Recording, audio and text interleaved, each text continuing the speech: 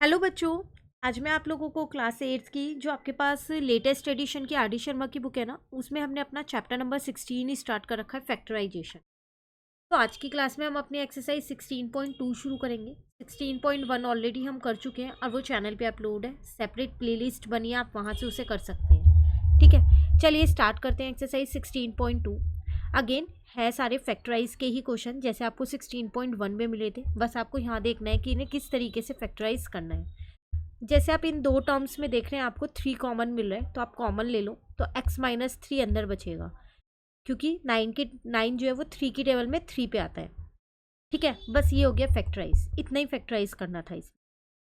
Same ऐसी अगर आप इन दोनों में देखो, एक तो x कॉमन आ रहा है और एक 5 कॉमन आ रहा है, क्योंकि 5 की टेबल में 5 और 15 दोनों ही नंबर आते हैं, तो यहाँ पर तो 1 बचा, क्योंकि ये दोनों टर्म्स बाहर आ गई। और यहाँ पर कितना बचा, 3 और x, क्योंकि एक x तो बाहर चला गया, एक बचा, 5 3 जा 15। क्लियर है। चलिए नेक्स्ट थर्ड पार्ट है यहाँ पर। तो 20 और 15 दोनों 5 की टेबल में आते हैं, 5 कॉमन लिया। ए देखो यहाँ 12 टाइम्स है, यहाँ 8 टाइम्स है, जो लोएस्ट होता है वो वाला लेते हैं, तो ए की पावर 8 आ जाएगा कॉमन। बी यहाँ 2 बार है, यहाँ 4 बार, तो बी की पावर 2 कॉमन आ जाएगा। 5 की टेबल में 24 पे आता है। अब देखो ए यहाँ पर 12 टाइम्स है, 4 टाइम्स हमने बाहर 8 टाइम्स बाहर लिख लिया, तो अंदर बचा 4 टाइम्स। बी पूरा का पूरा बाहर चला गया, बी स्क्वायर। 5 की टेबल में 15 3 पे आता है, ए पूरा बाहर चला गया, ए की पावर 8। बी यहाँ 4 बार था, 2 बार बाहर चला गया, तो 2 बार मैंने अंदर लिख दिया। क्लियर है। नेक्स्ट है 72 और 96 है। सबसे पहली बात आप ये देखो कि ये दोनों आते किसकी टेबल में। तो 72 आपको अगर हम देखें तो ये 8 और 9 दोनों की टेबल में आता है, लेकिन 96 नहीं आता 9 की टेबल में, पर 8 की टेबल में आता है। ठीक है, और अगर आप इसे देखो तो ये दोनों ही 12 की टेबल में भी आते हैं, तो आप इन्हें इसमें से 12 भी डायरेक्ट कॉमन ले सकते हो। तो मैंने यहाँ से 12 ही कॉमन ले लिया, और x की पावर यहाँ 6 है और यहाँ 7 है, तो 6 वाला कॉमन आएगा। अभी मैंने आपको बताया लोएस्ट वाला आता है। y की पावर यहाँ 7 है, यहाँ 6 है, तो 6 वाला बाहर आएगा। ठीक है, अब 72 जो है वो 12 के टेबल में 6 पे आता है, ये पूरा बाहर चला गया, y एक ही अंदर बचा क्योंकि 6 टाइम्स बाहर चला गया है। 96 जो है वो 12 के टेबल में 8 पे आता है। ठीक है, अब देखो x 6 टाइम्स बाहर चला गया, 1 टाइम बचा, y पूरा y की पावर 6 बाहर चला गया। अब ये आपका आंसर नहीं है, क्यों? अभी आपको इन दोनों में दिख रहा है 6 और 8 में अभी आपको 2 और कॉमन मिल रहा है, तो मैंने यहाँ इंटू 2 और ले लिया, तो यहाँ बचा 3y माइनस का 4x।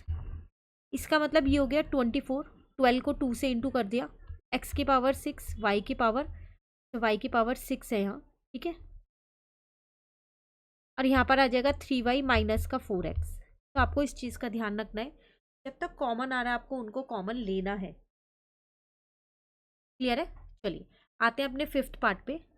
3 टर्म्स हैं इसके अंदर, तीनों टर्म में मुझे 20 कॉमन मिल रहा है एक तो, क्योंकि 20 40 और 80 तीनों ही 20 की टेबल में आते हैं, और x लोएस्ट यहाँ पर है, तो एक x कॉमन मिल रहा है।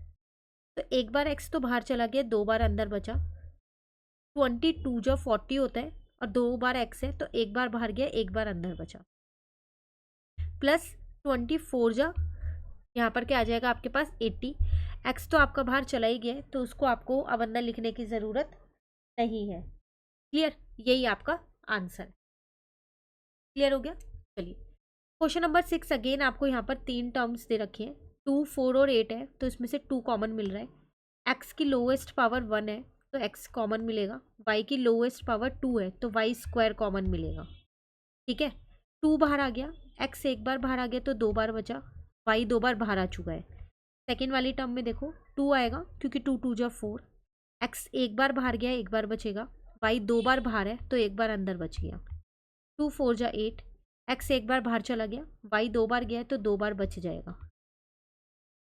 क्लियर है। तो 1 to 6 क्वेश्चन आज मैंने करा दिए, सिर्फ आपको कॉमन लेना आना चाहिए कि किस तरीके से कॉमन लेना है, क्योंकि इस एक्सरसाइज में ज़्यादातर जो क्वेश्चन है वो कॉमन लेने वाले ही हैं। बाकी के आगे के क्वेश्चंस मैं आपको नेक्स्ट क्लास में कराऊंगी। आपको कहीं दिक्कत लगे आप कमेंट करके पूछ सकते हैं। वीडियो अच्छी लगे लाइक ज़रूर कीजिए, फ्रेंड्स के साथ भी इन वीडियोस को आप ज़रूर शेयर कीजिए। Thank you.